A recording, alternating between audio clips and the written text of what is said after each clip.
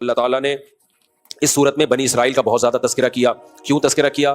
اس لیے کہ جیسے ہمیں اللہ نے کتاب دی، ہم سے پہلے موسیٰ علیہ السلام کو بھی دی، عیسیٰ علیہ السلام کو بھی دی، انہوں نے اپنے پیغمبروں کے ساتھ کیا کچھ کیا، تو اللہ ہمیں بتا رہے ہیں کہ تم اسلام کے ساتھ ایسا مت کرنا. وہ کیا گڑبڑ کرتے تھے؟ آج وہ سارے جرائم اس امت میں بھی موجود ہیں.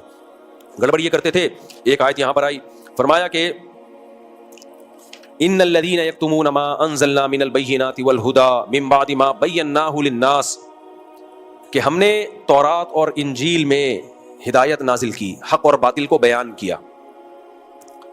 ان کے علماء کیا کرتے تھے؟ جو باطل علماء تھے وہ ان آیتوں کو چھپاتے تھے. ایک اور جگہ پہ اللہ نے فرمایا یحرفون الکلم عن مواضعہ، یہ بہت امپورٹنٹ آیت ہے. جو آیت جس مقصد کے لیے نازل ہوتی تھی نا، اس کو اس مقصد سے ہٹا کر کسی دوسرے رخ پہ لگا دیا کرتے تھے. اس کو کہتے ہیں معنوی تحریف. کیا کہتے ہیں اس کو؟ معنوی تحریف. بھئی آیت تو ہے، ہم مانتے ہیں قرآن کا، اللہ، یہ تورات اللہ کا کلام ہے، انجیل کس کا کلام ہے؟ اللہ کا، لیکن اس کا یہ مطلب نہیں ہے. بھئی کیا مطلب ہے؟ اس کا وہ مطلب ہے جو ہم بتا رہے ہیں. اور یہ کام کرتے کیوں تھے؟ پبلک کو خوش کرنے کے لیے، کیونکہ پبلک خوش رہے گی تو ہدیے اور نذرانے بولو آتے رہیں گے.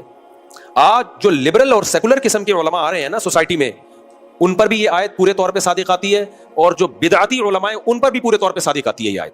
بدعتی لوگ کیا کرتے ہیں؟ قرآن میں جو توحید کی آیتیں ان کا مطلب اٹھا کے چینج کرتے ہیں تاکہ یا رسول اللہ مدد کے نعرے لگتے رہیں، یا علی مدد کے نعرے لگتے رہیں، لوگ ہمیں عاشق رسول کہہ کے ہدیے اور نذرانے دیتے رہیں. حالانکہ قرآن کہتا ہے قل لا يعلم من في السماوات والارض الغیب الا اللہ، اے نبی کہہ دیجیے غیب کا علم اللہ کے سوا کسی کو نہیں ہے. کتنی واضح آیت ہے. نبی سے بار بار وہ پوچھا کرتے تھے کہ آپ بتائیں، آپ یہ چشمے جاری کر دیں، آپ بتائیں قیامت کب قائم ہوگی؟ تو نبی نے فرمایا کہ انما انا بشر مثلکم، میں تمہاری طرح کا انسان ہوں. بھائی انسان کے پاس مستقبل کا علم نہیں ہوتا.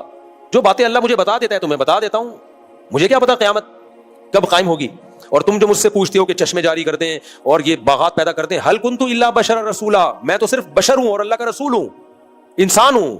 تو جیسے انسان کے پاس یہ طاقت نہیں ہوتی کہ وہ اشارہ کر کے چشمے جاری کر دے، تو میرے پاس بھی طاقت نہیں ہے. جو میرا دعویٰ ہے اس پر مجھ سے دلیل مانگو، جو میں نے دعویٰ نہیں کیا اس پہ مجھ سے دلیل مت مانگو. اب آج لوگوں نے تحریف کر کے کیا کر دیا؟ ایک بھائی مولانا صاحب کی تقریر میں سن رہا تھا، وہ کہہ رہے تھے دیکھو اللہ نے نبی سے فرمایا کہ اے نبی ابو جہل سے کہہ دو انما انا بشر مثلکم، میں تمہاری طرح کا انسان ہوں. توجہ ہے نا آپ لوگوں کی؟ کیسے کیسے اسکالر تحریفات کر رہے ہیں. اے نبی آپ کہہ دو کافروں سے کہ میں تمہاری طرح کا انسان. وہ کافر سامنے کون تھے؟ ابو جہل ابو لہب لوگ تھے نا. اور کہتے دیکھو لیکن صحابہ سے کیا فرمایا؟ نبی صلی اللہ علیہ وسلم 100 میں وصال رکھتے تھے، بڑے لمبے لمبے روزے. تو صحابہ نے کہا کہ ہم بھی رکھیں گے. آپ نے فرمایا ایکم مثلی، تم میری طرح تھوڑی ہو. اب دیکھو دونوں کا مطلب الگ الگ ہے نا. آپ نے فرمایا تم میری طرح نہیں ہو، کیا مطلب؟ جتنی اللہ نے مجھے طاقت دی ہے اتنی تمہارے اندر طاقت نہیں ہے. میں اللہ کا پیغمبر ہوں، میرا اللہ سے ایک رشتہ ہے، تو میں لمبے روزے رکھ سکتا ہوں، تم غروب آفتاب میں افطار کر لیا کرو. تو تم اس چیز میں مجھے فالو مت کرو. میں زیادہ وقت بھوکا رہ سکتا ہوں، نبی کی برداشت کی طاقت امتی سے زیادہ ہوتی ہے. یہ مطلب ہے نا، اور تو کوئی مطلب نہیں ہے. لیکن بھائی صاحب نے کیا کیا؟ انکار کر دیا کہ ایکم مثلی. نبی نے فرمایا تم میری طرح نہیں ہو. تو کیا مطلب؟ میں بشر نہیں ہوں، میں تو فرشتہ ہوں، میں تو نور ہوں، تم میری طرح نہیں ہو. پھر اس آیت میں تعویل کیا کی کہ دیکھو یہ تو کافروں سے خطاب ہے کہ میں تمہاری طرح کا انسان ہوں. تو کہا کافروں سے یہ خطاب کیا تمہاری طرح کا انسان ہوں. صحابہ سے کہا کہ تمہاری طرح کا انسان نہیں ہوں. تو صحابہ کی اولادیں ہم ہیں، ہم نبی کو اپنی طرح کا انسان نہیں سمجھتے، بشر سے اعلیٰ سمجھتے ہیں. اور یہ ابو جہل کی اولاد ہیں، کیونکہ ان سے خطاب ہی یہی ہوا تھا کہ میں تمہاری طرح کا انسان ہوں. لہذا ابو جہل کی اولاد جو ہے معاذ اللہ نبی کو اپنی طرح کا انسان سمجھتی ہے. او وہ جو نعرے لگ رہے ہیں او خطیب زندہ باد فلانا، ہم نے کہا دیکھو یار یہ ہے آیتوں کو اس کے اصل موضوع سے ہٹا دیں. اس کا آسان جواب ہے. لیکن جذباتی اسکالر نعرے بازی جہاں زیادہ تر لگ رہی ہو نا، عام طور پہ، ہمیشہ نہیں، بعض نعرے ٹھیک بھی ہوتے ہیں، عام طور پر وہ خطیبوں کے چسکے لے رہے ہوتے ہیں، تقریروں سے چسکے لینے کے لیے بیٹھے ہوتے ہیں، ان کا حقیقت تک پہنچنے سے کوئی تعلق نہیں ہوتا. ان کے بارے میں قرآن نے کہا ہے ما یاکلون فی بطونہم الا النار.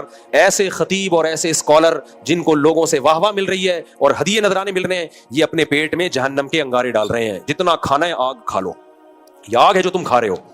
بھائی جواب یہ ہے کہ نبی نے ابو جہل سے جو فرمایا وہ بھی درست فرمایا، صحابہ سے جو فرمایا وہ بھی درست فرمایا. ابو جہل سے جو فرمایا اس کا مطلب الگ ہے. مطلب میں تمہاری طرح کا انسان ہوں، یعنی حقیقت اور ماہیت میں بشر ہوں. میرے والد عبداللہ تھے، میری والدہ آمنہ، میری اولاد سب انسان ہیں. جتنے بھی سید آج دنیا میں پائے جاتے ہیں سارے انسان ہیں، یہ کوئی اور مخلوق ہے وہ. اور یہ جو صحابہ سے آپ نے فرمایا میں تمہاری طرح نہیں ہوں، کیا مطلب؟ میرے اندر برداشت کی قوت تم سے زیادہ. وجہ اس کی یہ کہ میں پیغمبر ہوں, میرا اللہ سے تعلق تم سے زیادہ. تو اس کا کون منکر ہے بھائی؟ اس کائنات میں سب سے زیادہ اللہ کے قریب کون تھے؟ محمد صلی اللہ علیہ وسلم. اور سب سے زیادہ خواہشات پہ قابو پانے کی طاقت کس کے پاس تھی؟ محمد صلی اللہ علیہ وسلم کے پاس. تو یہ کمال ہے آپ صلی اللہ علیہ وسلم کا.